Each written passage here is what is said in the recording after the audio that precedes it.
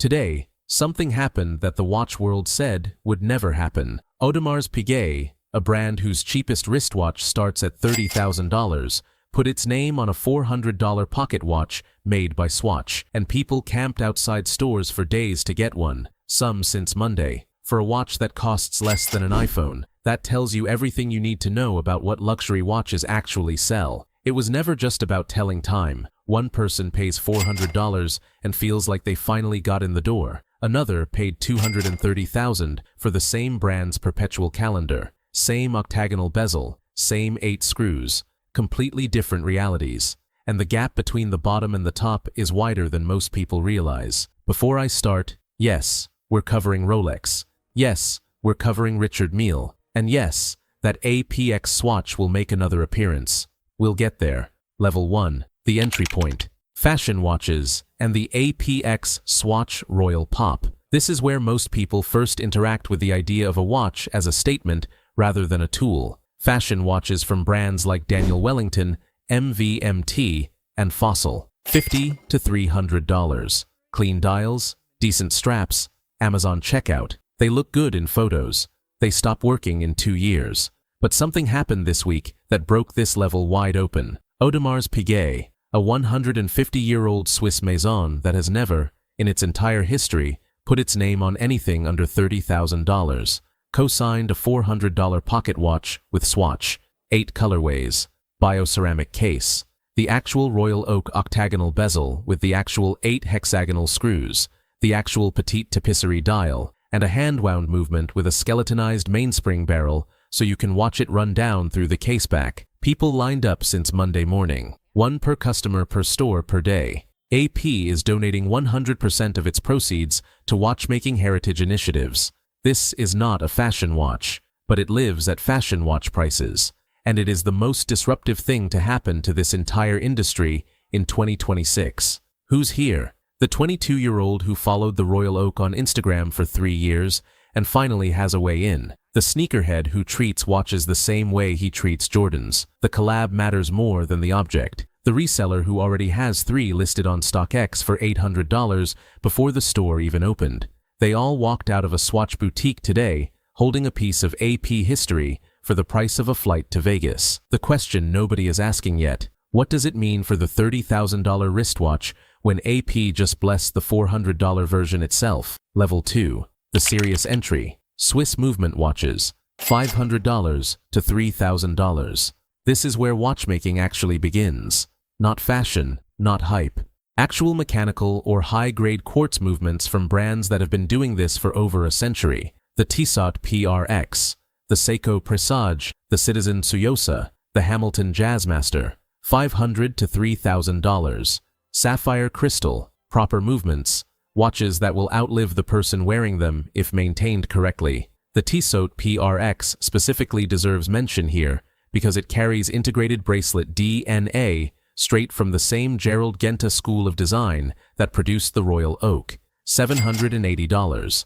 The same silhouette language as a watch that costs 40 times more. Who's here? The first-time buyer who did the research instead of buying the brand. The professional who wants a daily wearer that won't embarrass them in a client meeting. The watch enthusiast who understands that a 22 jewel movement made in Le Locle is fundamentally different from whatever is inside a fashion watch. This is where people stop buying watches and start collecting them. That distinction changes everything that comes after. Level 3. The prestige entry. Tudor, Longines, Omega. $3,000 to $10,000. This is where the conversation shifts. You're no longer explaining your watch to people. People are noticing it without being told to. Tudor Black Bay, Longines Master Collection, Omega Seamaster, in-house or certified movements, chronometer accuracy, heritage that traces back decades. Omega put a watch on the moon in 1969. That is not a marketing claim. That is a historical fact. The Speedmaster Professional has been NASA certified for human spaceflight for over 60 years. A watch you can buy today for $6,000 has the same movement lineage as the one that went to the lunar surface. Who's here? The professional who got the promotion and decided to market properly. The person who inherited their grandfather's Omega and realized what they were wearing. The collector who started at level 2 got obsessive about movements and history, and followed the research here. At this level, the watch starts becoming a story, not just an object. Level 4. The icon tier. Rolex. $10,000 to $50,000. There is a reason this gets its own level. Rolex is not just a watch brand, it is the most recognized luxury object on Earth. A Submariner, a Datejust, a GMT Master, 2 Pepsi. The problem is, retail is a fantasy. The Pepsi GMT lists for around $11,000. The waitlist at an authorized dealer is measured in years. On the secondary market, it trades for over $20,000. Rolex produces approximately 1 million watches per year and still cannot meet demand. That is not an accident. That is one of the most sophisticated scarcity mechanisms in the history of luxury goods. The green tag on a new Rolex at an authorized dealer is worth more than the watch itself in some markets because it proves the watch has never been worn and came directly from the source. Who's here? The executive who decided a Rolex was the standard and bought it. The entrepreneur who sold their first company and walked straight to a dealer. The person who has been on the waitlist for 3 years and finally got the call. At this level, you are not buying a watch. You are buying the most legible signal of success that exists in any room on Earth. Every other luxury item requires explanation. A Rolex does not. Level 5. The Connoisseur tier. Audemars Piguet and Patek Philippe. $30,000 to $300,000. This is where the people who already have Rolexes go next. And here is where this morning's Royal Pop story gets interesting again. The Royal Oak wristwatch that AP co-signed a $400 pocket watch to reference, the actual wristwatch, starts at $30,000 at retail. The Nautilus 5711 that Patek discontinued in 2021 now trades on the secondary market for over $100,000. A watch Patek stopped making is worth more than a new Porsche 911. Who's here? The hedge fund manager who wore a Rolex for 10 years and decided he wanted something fewer people recognized. The collector who understands that AP and Patek sit in a different category entirely, not because they cost more, but because they are genuinely harder to make. The Patek Philippe perpetual calendar we mentioned earlier, the one that requires manual correction only in the year 2100, that level of engineering does not exist at any lower price point. At this level, the watch community splits in two: people who wear watches and people who understand them. Level 6.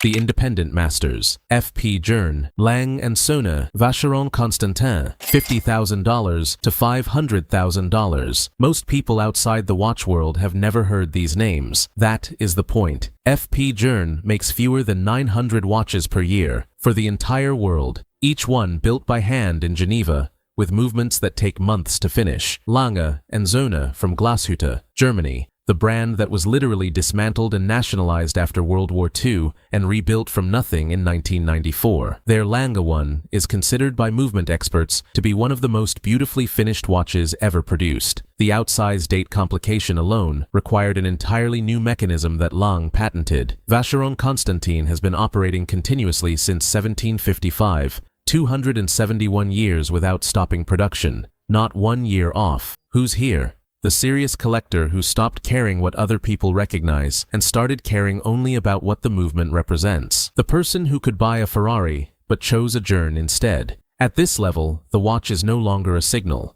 It is a private conversation between the owner and the object. The rest of the room will never know what it cost. That is exactly the point. Level 7. The final level. Haute horlogerie complications and one-of-a-kind commissions, $500,000 to $31 million. This is not watchmaking anymore. This is portable engineering at the edge of what is physically possible. The Patek Philippe Grandmaster Chime sold at auction in 2019 for $31 million.